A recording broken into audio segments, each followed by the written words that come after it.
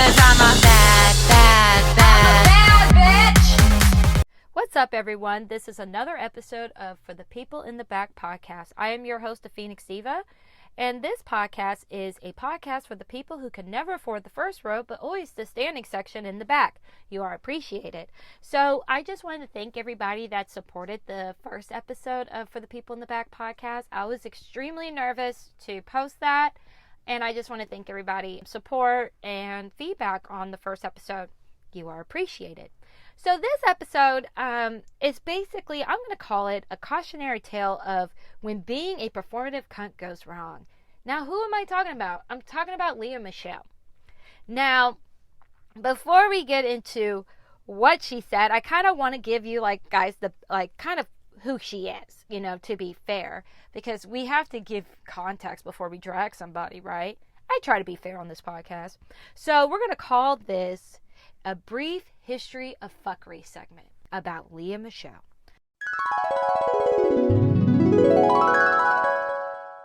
So, Lea Michele was born in the Bronx, where J-Lo's from. Let's make some noise for the Bronx just because.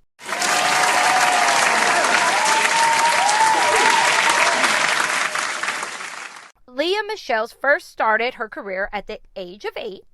So check this. There was an open call for the Broadway show Les Miserables. I know I'm mispronouncing it, but we're going to get through this. So she went with a friend who was auditioning there because it was an open call.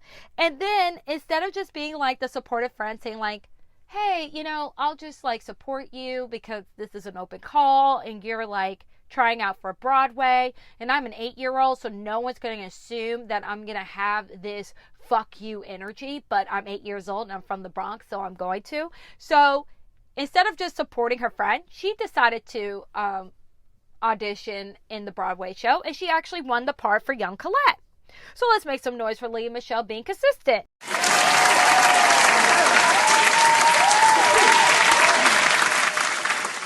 She was also involved in other Broadway shows, and in 2008, she got the role of the lifetime playing Rachel Berry on Glee. Now, Rachel Berry's character, she is annoying, obnoxious, bratty, selfish, self-centered. I'm pretty sure I'm not, describing Lea Michele. I'm really talking about her character, Rachel Berry, on Glee. Now, for people, I'm pretty sure everybody knows the show Glee. It was on Fox. It lasted for 6 seasons. It won plenty of Emmy Awards. So it was a successful show, but there's a lot of drama that came with the Glee show. They call it the Glee curse. I don't really want to dive into the Glee curse. I just kind of want this episode to be focused on Lea Michele and about her and how being a performative cunt could go wrong. So while Glee was filming, people have complained and spoken out about Lea Michele's bad behavior. One person in particular was Kate Hudson. Now, Kate Hudson, who is very, very, in my mind, very, very chill woman, doesn't really start mess. Here it is in this article. By the way, all the articles will be linked in the description. In 2012, after Kate Hudson guest starred in a few episodes of the show, she allegedly complained about Michele's behavior, calling her a nightmare on set. A source told US Weekly, once during a technical delay, Lea snapped her fingers and said, "Let's go, I have plans." Now, here's some more drama that came out during Glee. No one has publicly said anything. These are all rumors. And another thing I would like to add about the Kate Hudson thing. Kate Hudson went on the show in 2012. Apparently didn't like Lea Michele. She was nothing but a fucking nightmare. And when Corey Monteith died, who played a character on Glee, it was Rachel Berry's boyfriend. So when Corey died in 2013. And from an accidental drug overdose, and Kate Hudson actually offered her home to Lea Michele. So this was back in 2013. So they did squash it, but I kind of wanted to add that context. Additional rumors came out. So Corey Monteith died in 2013. So context. In 2014, many sources were claiming a huge feud between Michele and Naya Riveria, especially as Santana gained a bigger role on the show. Santana was Naya Rivera's character. Again, I'm going to handle Naya Riveria with kids' gloves because she did pass away by an accidental drowning in July 8th, 2020. According to US Weekly, they were always icy to each other. Naya is jealous that Lea is the show's main star. There's a lot of sighing and eye rolling between them. I highly doubt that. I highly doubt that because Lea Michele has a Broadway voice. That's Broadway voice. That is the girl that is going to be in Broadway doing musicals, and she's going to go to small clubs with a mic singing Liza Minnelli. That's Lea Michele. Naya Riveria, she, in my opinion, could have been a pop or an R&B star. That's my opinion about Naya Riveria. Their voices are very different, but Naya Riveria does have a voice, goddammit. So let's make some noise for Naya Rivera's voice.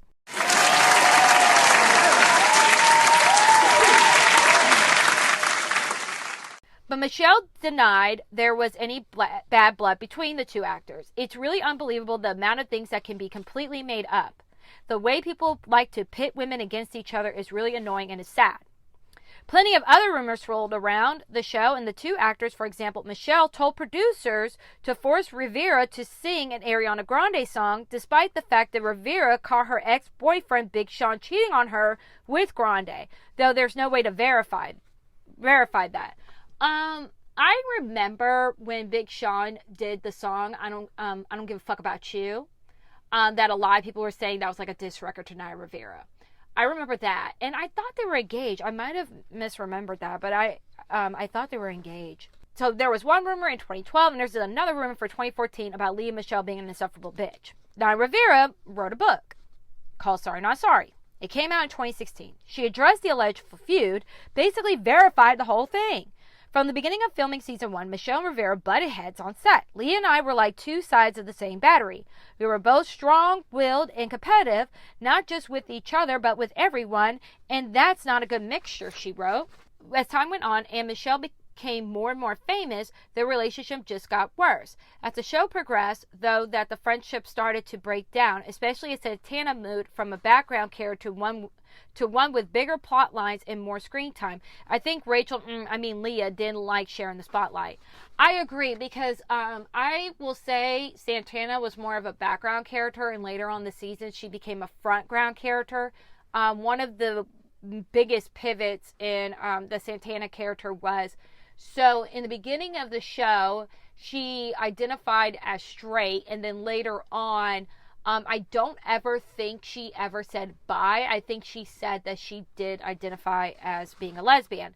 And you kind of saw this character go coming out and dealing with family and things like that. So it's a very powerful story and a very powerful character, I feel like.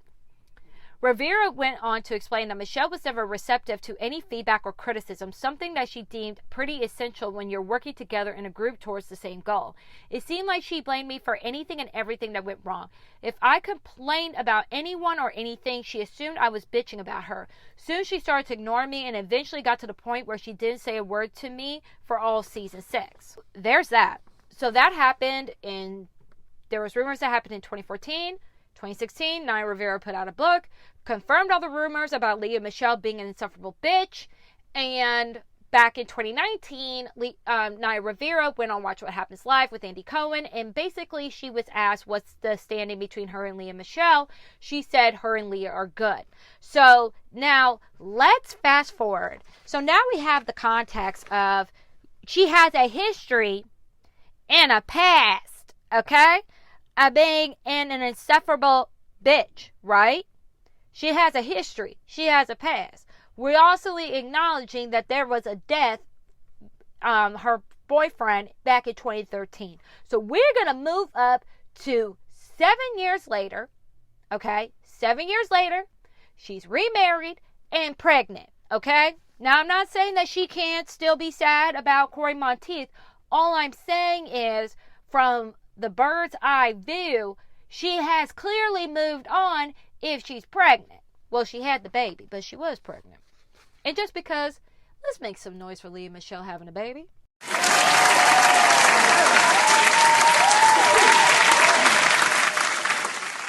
Now, Lea Michele. Little Lea. Now, did you have to be a performative cunt? Did you have to?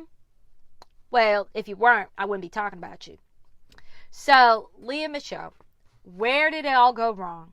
Why is it that this girl has basically been doing tryouts for the Broadway show Wicked, and especially anything Barbara Streisand related in Glee? You could go and look at all the old videos of Glee. I'll even attach some links of Lea Michele singing songs from the Broadway show Funny Girl, which was Barbara Streisand. She also, Lea Michele, also performed the song My Man for a Barbara Streisand event live, and she like performed it in front of Barbara, and then after she was done singing, Barbara was like, okay, thank you. It was really, really shady. I thought it was shady. I like, in my mind, I'm like, Barbara, did you know? Did you know the tea about her? Did you know the tea about her, Barbara? Is that why you didn't go? Oh my God, you did so great. No. Like, Barbara's like, thank you. Thank you so much. So, little Lea decided to post. Her D-Day was on June 1st, 2020. She decided to tweet, George Floyd did not deserve this. This was not an isolated incident, and it must end now. She wrote, Michelle included, hashtag Black Lives Matter. So her former black co-star from Glee saw that and wasn't going to let that shit stand. Hell no. She wrote, LMAO, remember when you made my first television gig a living hell? 'Cause I'll never forget. I believe you told everyone that if you had the opportunity, you would shit in my wig, amongst other traumatic microaggressions that made me question a career in Hollywood. It was at this moment that he knew. He fucked up. Yes. Then another black person, a background actor on the show, claims that Michelle called them all cockroaches, while another says that she would only speak to people through her assistant. But you would think that would have been the end of it. Just those two girls saying something about her. No. It kept going. Alex Newell. Now, Alex Newell, last time I checked, they identify as all pronouns. And Alex Newell played, I believe they played a transgender person on Glee, but they identify as all pronouns to my understanding. But to be safe, I'm just going to say they, them, and I'm just going to call them Alex to be safe. I'm going to say this one time. When my friends go through something traumatic, I also go through it. That's what friendship is. And if you can't understand that, then you're part of the problem. And that's on period. And I mean that for both sides of the coin. So Alex basically confirmed it. Amber Riley, who is another black actress, basically just put out a bunch of gifs of her sipping tea, just being very, very petty. Very, very petty. Then after Ware told her full story then Samantha Ware told her story to Variety. Then after she did, Amber Riley, who is another black woman, tweeted out, Samantha, you are a superhero. You are a superhero. Your Variety article made me feel liberated. I know you're getting some hate, but you have my support, sis. Unmutiny. Keep telling your stories, everyone. So basically, Amber Riley is like, let's all just spill the tea about Lea. Let's all spill the motherfucking tea about Lea. And she also wrote, that said, when asked about her own experience with Michelle on Instagram Live with the comedian Daniel Lee, Riley encouraged people to focus on what really matters right now. The current Black Lives Matter movement, confessing, I don't give a shit about this Lea Michele thing. I really don't give a fuck. I'm not going to say she's racist. I wish Lea Michele well. I hope that she has an amazing pregnancy, and I hope that she is grown and that she understands. The apology she put out, I didn't read it because I told y'all I don't give a shit about it. She reached out to me. I responded to her. That's where it ends for me. I ain't talked to the girl in 2 years. I have no hatred or ill will on that end. Then there are people that were defending her. One was Dean Greer defended her. And then Melissa, I think her last name is Benoist, She later on became Supergirl, but like the girl that played Supergirl on CW that's now canceled, she joined Glee as season 4. And her petty ass, she just liked one of Samantha Rare's tweets. Samantha Rare was the one that put the original tweet saying like, bitch, you went around saying that you wanted people to shit on my wig. Kevin McHale, who was he played the kid that was in the wheelchair. In the Ms. Lea Michele controversy, a fan tweeted at Kevin McHale, he played Artie Abrams, about whether Cord Overstreet, Sam Evans, was a Trump supporter. LMA what? And McHale responded, false. What is he saying false to, though? Just Cord or the overall threat about Lea Michele? Asked one fan, and he said Cord. So he basically confirmed what everyone's saying about Lea Michele. Heather Morris, who played Britney Spears on the musical comedy TV show, tweeted something that's both in support of Lea Michele and the victims of the allegations against her. For Lea to treat others with the disrespect that she did for as long as she did, I believe she should be called out. And yet it's also on us because to allow it to go on for so long without speaking out is something else we're learning along with the rest of society. At the current moment, it's implied that she is racist, although I cannot comment on her beliefs. I think we're assuming you know what happens when we all assume. Now, Naya Riveria did not comment. And this happened on June 1st. Naya passed away on July 8th. So, like, basically passed away, like, a month afterwards. Like, almost a month afterwards. Which Lea Michele did do a nice tribute Instagram post. Here we go with Lea. Put out an apology. What matters is that I clearly acted in ways which hurt other people, Michelle said in a statement posted on Instagram. One of the most important lessons of the last few weeks is that we need to take the time to listen and learn about other people's perspectives in any role we have played or anything we can do to help address the injustices they face. When I tweeted the other day, it was meant to be show of support for our friends and neighbors and communities of colors during this really difficult time. So you're basically being performative cunt, basically. But the responses I received to what I posted have made me also focus specifically on how my own behavior towards fellow cast members was perceived by them. Michelle says she doesn't remember ever making these specific statements. Why would you admit that you said to a black girl that you shitted on their wig? Like, who would be that stupid? It is the summer of 2020.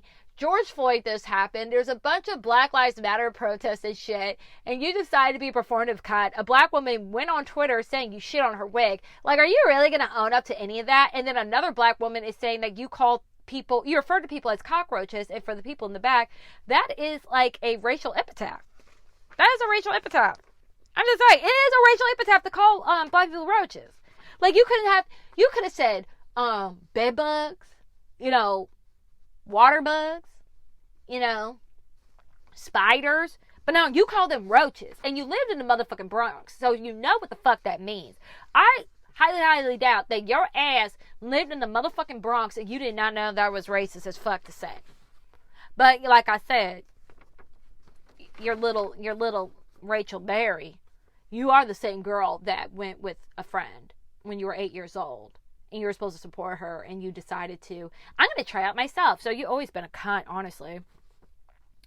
But the responses I received to what I posted have made me also focus specifically on how my own behavior towards fellow cast members was perceived by them. Michelle said, okay, I already wrote that. Whatever it was my privileged position and perspective that caused me to be perceived as insensitive or inappropriate at times, or whether it was just my immaturity and me just being unnecessarily difficult, I apologize for my behavior and for any pain which I have caused. We all could grow and change. I have definitely used these past several months to reflect on my own shortcomings. I am a couple of months from becoming a mother, and I know I need to keep working to better myself and take responsibility for my actions so that I can be a real role model for my child, and so I could pass along my lessons and mistakes so that they can learn from me. I listen to these criticisms I'm learning, and while I am very sorry, I'll be better in the future from this experience. Honestly, I found one article, and it's literally titled Celebs Who Can't Stand Lea Michele. And there are people from your Broadway show that you did. So you did a Broadway show back in the day before you started in Glee. So Jerry I can't pronounce your name, sir. I'm sorry. He said, who appeared as an understudy in the hit musical Spring Awakening along Michelle, responded to her Instagram apology by sharing his negative experience working with her. After claiming that his first reply to her post seems to have been deleted, he wrote in his own Instagram comments that Michelle was nothing but a nightmare to me and fellow understudy cast members. You made us feel like we didn't belong there. I tried for years to be nice to you to no avail. Maybe actually apologize instead of placing blame on how others perceive you. You'll probably just delete this, though. He also otherwise remembered his experience with Spring Awakening fondly, telling Playboy in 2015, I felt like Spring Awakening was college for me. I felt very fortunate to be surrounded by such an incredibly gifted group of people on a daily basis to learn from. But that's not him saying that he, liked Lea Michele. That's not saying that. And then this is another one that's pretty bad.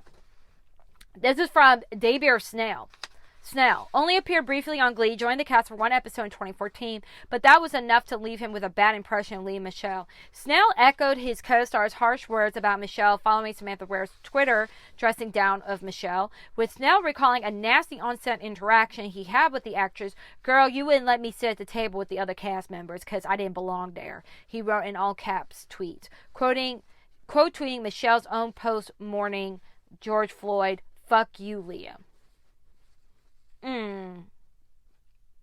That wasn't all, however. I try to bring good vibes and create content for people to laugh and enjoy. Oh my god. Yeah, it's a nightmare. It's Lea, you're a nightmare. And then we live in an age where we expect people to speak out as soon as somebody does something wrong. And Heather Morris did an interview. This was in May 27, 2021. Or this article was made then. At the time, though, Morris was criticized. So this is people responding to Heather Morris now speaking out about Lea Michele's bad behavior. So this was Heather Morris's explanation for not speaking out and for everybody to just let this ride for so many years, because Glee ended in 2015. Everybody's talking about Lea Michele's poor behavior 5 years later. So I can understand why people are kind of confused on why people are now speaking about Lea Michele. It's been 5 years after the fact. And it basically can look like, and I understand, as you saw Lea Michele being performative cunt on Twitter, and a black person used that as an opportunity to expose her ass, which rightfully so. Let's make some noise for Samantha Ware.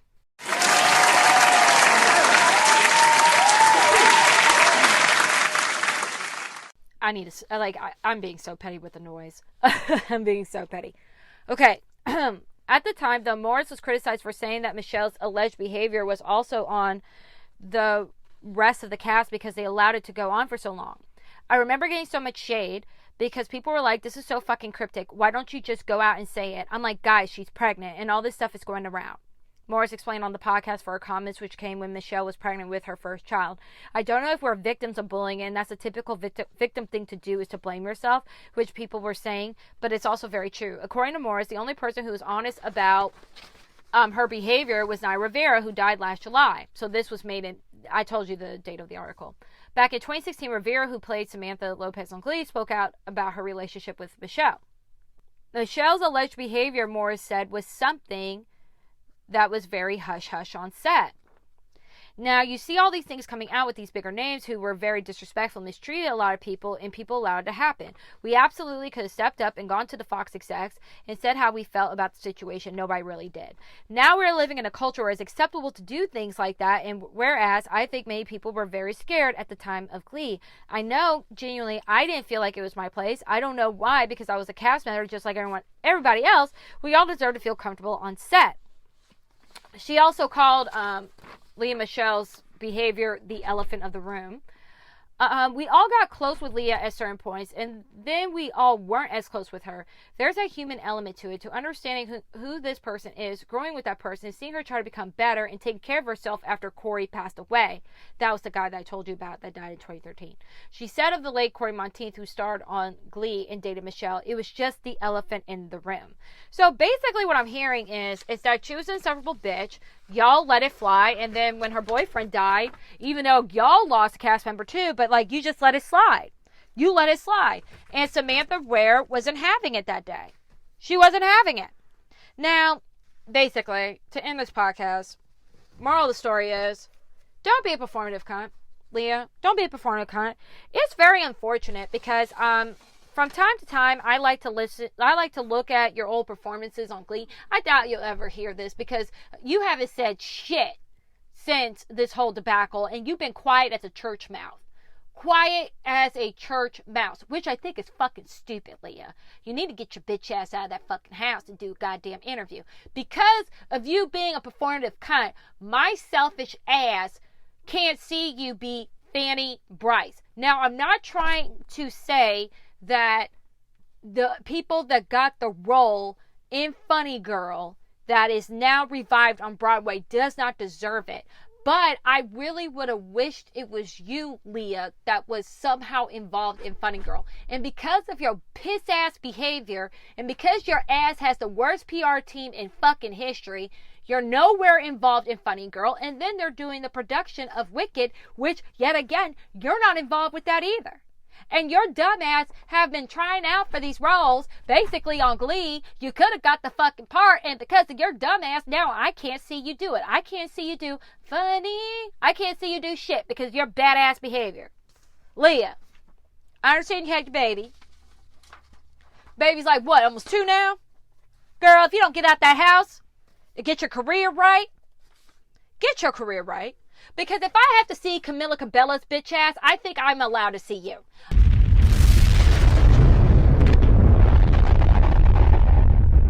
I'm just saying. But that's the end of the show. At the end of the day, you guys, please don't be a performative cunt or you're going to end up like Lea Michele. Now, remember one thing.